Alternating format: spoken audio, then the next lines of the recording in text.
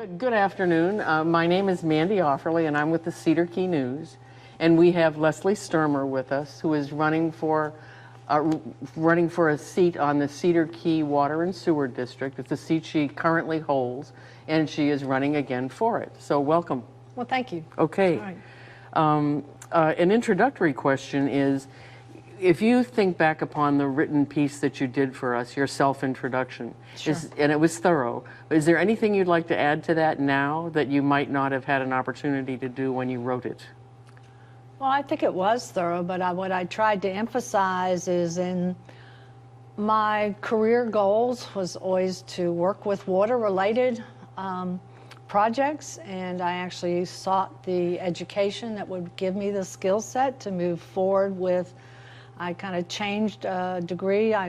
Like everybody that grew up on a beach and knew of Jacques Cousteau, we were all going to be marine biologists until it came time to find a job, which you did, you know, as an undergraduate, and you could find tech jobs. But that provided me then with kind of what's next, and I decided that I was going to work with water, but in this case, raising animals. So I went back to get my degree, master's degree at Auburn University, a very applied university for aquaculture, and have a very solid background in water quality, chemistry, systems design, implementation, management. That doesn't make me a wastewater treatment operator, but it certainly provides a very solid background to the skill sets that are needed in in operating water plants and wastewater plants. So I feel like that has given me a solid background to move forward. I think I gave a little bit further about my jobs in large-scale projects, and particularly what brought me to Cedar Key. And that has been, I guess, the defining point of my career in helping to establish the shellfish aquaculture industry here. And again, as most people must know, that requires clean water, and in turn working with the city and the county and the local growers association to ensure that we have the right type of water quality and improve infrastructure to exceed the national standards that are required for shellfish harvesting. And that's occurred over, well, I've been here now 30 years, hard to believe. How long? 30 years. Oh my, oh yeah, my. Yeah, so there's been a lot that has occurred over the history and investment in this industry, which all revolves around clean water. Okay, thank you. Being part of a community is important, especially if you sit on any kind of a commission. What is it that you have done to care for this community? I think the role that I have played in initially working with the underemployed, initially oyster harvesters, and then the net fishermen and seafood workers that were also affected by increasing regulations, and working with those groups to have alternative employment opportunities. And that's what those job retraining programs afforded, was technology transfer. I managed those projects. We actually placed graduates, if you will, onto leases, and that was another one of my job duties, was to actually help identify, permit, survey, and mark leases here off of Cedar Key for placement of program graduates, the first leases ever on the west coast of Florida, so that was a job in itself.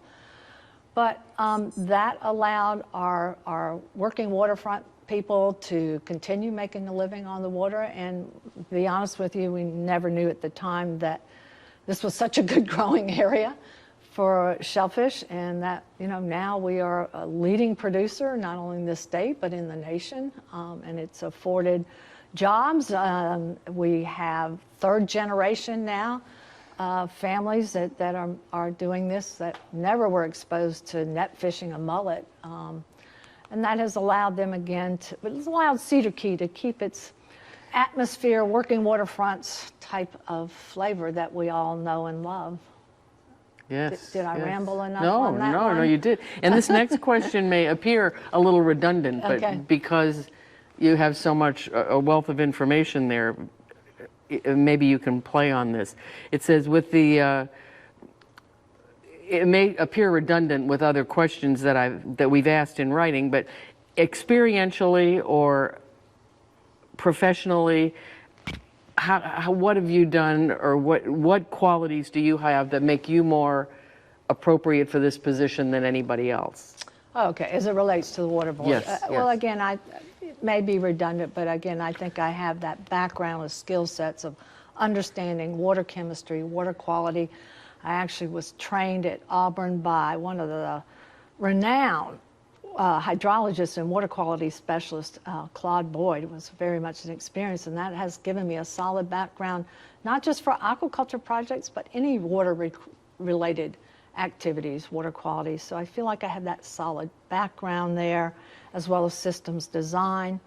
You know, the water board has gone through 5+ years now of 9 pilot tests looking at what type of additional treatment systems are needed to meet our regulatory compliance of disinfection byproducts. I actually didn't want to push this, but I did recommend that we look at activated carbon, because that is a polishing step in recirculating systems for aquaculture, which I'm well familiar for. Mm-hmm. There's a downside to that, because the carbon is only active for so long, then it either has to be recharged or replaced, which is money and cost and labor. But I did push for that, since we were really at a point where we did not know where to go next. That looks like, if we stay with a traditional, I don't know if traditional is the right word, wastewater treatment plant design, that will certainly be incorporated into the system. So again, I feel like I have that knowledge and background and commitment. I have been on the board for 10 years. I do think at some point in time it's good for some of the commissioners to rotate off. And I'm all for that, but not for the next 2 years, because I would like to see what we've developed over the past 5 to 6 years. I'd like to see over the next 2-year term where we're going with all this. I think that's where we're going to define our plans in terms of whether it's a regional water system and pipeline, which of course the district is now supporting, or whether we're going to have to fall back on a new plant design. Where's the funding going to come from? All of that is hopefully going to be decided in the next 2 years, and I would like to be part of that decision making. Okay, understood. Understood. Can you talk to us a little bit about the Sunshine Law and how that works for you, or its disadvantages and its advantages? Well, that's a good question. Well, I don't know what the disadvantages would be, except to be honest with you, the way I handle my position on the board is, because I do have a full-time job, when I get the packet the Friday before the meeting, I study it over the weekend. There's no opportunity to try and discuss that with any other board members. I feel like I should be bringing my approach and opinions to the decision making, not coercing or collaborating with other board members. I do think we all have different skill sets, and that's what makes us a good board to make good decisions. Okay. That's an odd question. Yeah.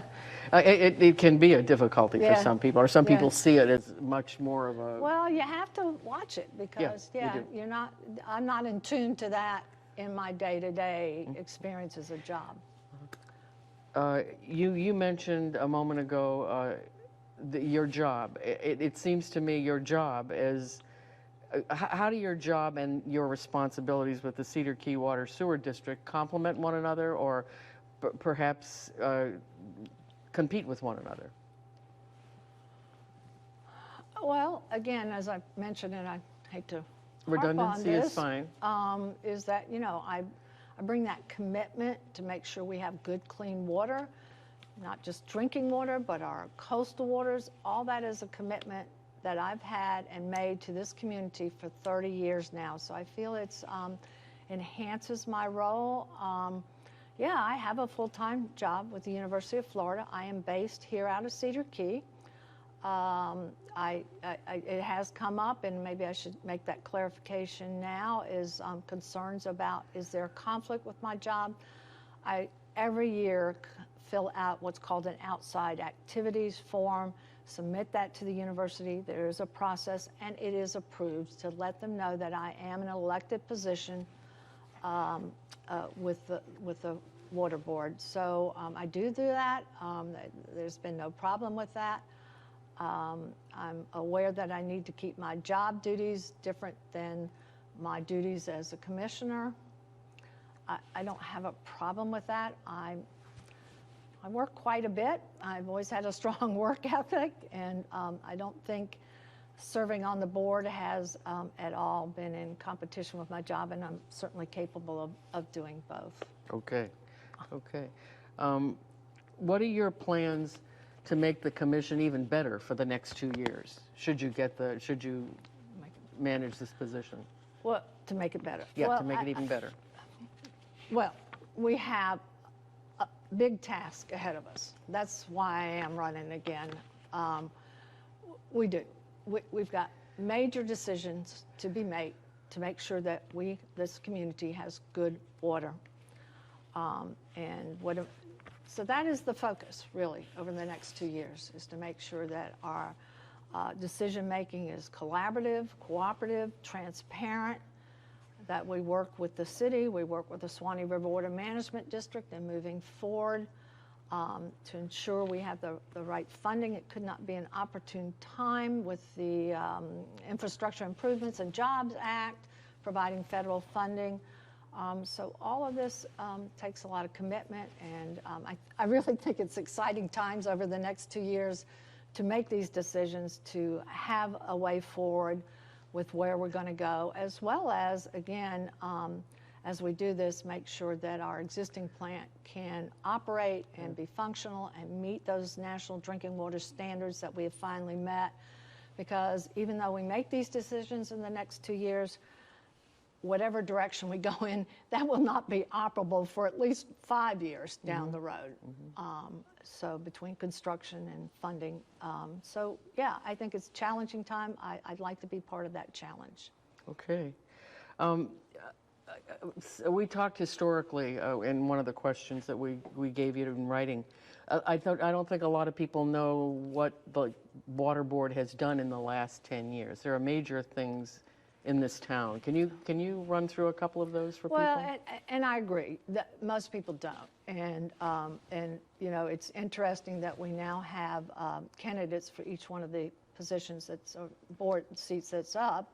We've never had that in the past. You never could get any interest from the community to serve on the water board, and now we do. And I think that's a good thing. But I'm sorry, can you repeat that question? What are in the last decade, the water board has accomplished some really fine things. Can you articulate some of them? So I came on the board 10 years ago, and so that was 2012. I did spend a full year prior to that to make a decision whether I felt I could serve on that board by attending the meetings and understanding what was going on.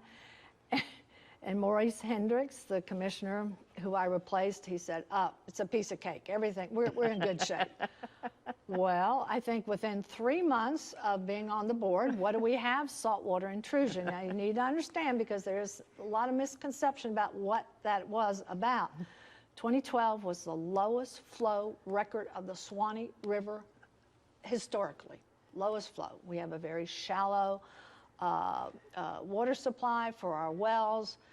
Swanee River provides that freshwater influence, and of course we had saltwater intrusion. At the time we had David Beach was our commissioner, the head of the board then, retired here in Cedar Key, but with an engineering background in wastewater treatment. And we could not have been more lucky, and it was an amazing, as a newbie commissioner, to see the amount of effort that went in a less than 6-week period to have the reverse osmosis treatment system constructed, put into place, DE approval, and to have that treatment in place. And it wasn't too far down the road that then we did not have those chloride levels. By the way, so since then we have just operated that system on a few test and trial areas to make periods to make sure it's operable. It's in place. The membranes are sealed, ready to go in. We have not had saltwater intrusion since then. The district does monitor our groundwater well information that comes from the Swanee River Water Management District. We haven't gotten close to it yet, but you never know with the vagaries of climate change when that may come into place. Are there any other accomplishments you can think of that the district has done in the last Well, that decade? goes back 10 years ago. Again, when we started getting out of compliance with our disinfection byproducts, it was very much a trial and error. We visited local plants to see what they did, Yankeetown, Inglis, Otter Creek. We had engineers come in from different suppliers of treatment systems come in and provide presentations. We went through 9 pilot tests, and that's not a simple procedure. You require a DEP approval, there's testing, and so forth. Most of them failed, the results failed, or they were too expensive to consider implementing into our treatment system. It was a heck of a learning curve, and it required us to be adaptive, keep thinking forward, and finally, again, just last year, able to come up with a solution that would allow us to move forward with a new wastewater treatment plant if that's the direction we can go in. It doesn't mean it's an easy plant. It's going to be complex. It will be expensive if that is the route that we have to fall back on in the light of not doing a regional water supply system. Okay. So Well, a lot has happened. A lot of commitment, I think, on the board and the staff. We had John, as our attorney, had to take over as general manager, did an excellent job. And I think one other project to point out that I'm very proud of that we did, because we did submit that project to the Levy County Restore Act Committee for funding. Well, that has been there's still projects pending funding. The funding's there, but going through the federal guidelines and so forth to get that money. These are, of course, BP penalty fines that are supporting those projects. We submitted one to remove all of the wastewater pipelines from our bridges and do directional drilling, because that's a risk, just to our health of our coastal waters and the risk to our shellfish aquaculture industry. So we kept waiting and waiting, and we never actually got the funding for that. And then we literally kind of, under John's direction, we kind of gutted it up in-house and funded that for the number 4 channel, number 3 channel, and then in collaboration with DOT on the new bridges, they actually did the directional drilling. So we have no wastewater pipelines attached to any of these bridges, which is very vulnerable to a community like this. Yeah, so I think that's kind of a really good feat that we've accomplished. Great. Thank you. And we're running out of time. So, And that's good. So let me ask you one other question. Is there anything that we haven't asked you in writing or that we haven't talked about here that you think your listeners need to know about? I know that I've heard some comments saying, well, we need a change. We are changing. We're in the midst of major change over this next 2 years. Let's get through this. Let's have an experienced board make these decisions with the community on moving forward. And then it's time maybe for the new guard. Understood. All right. Thank you. Thank you very much. Thanks for your time.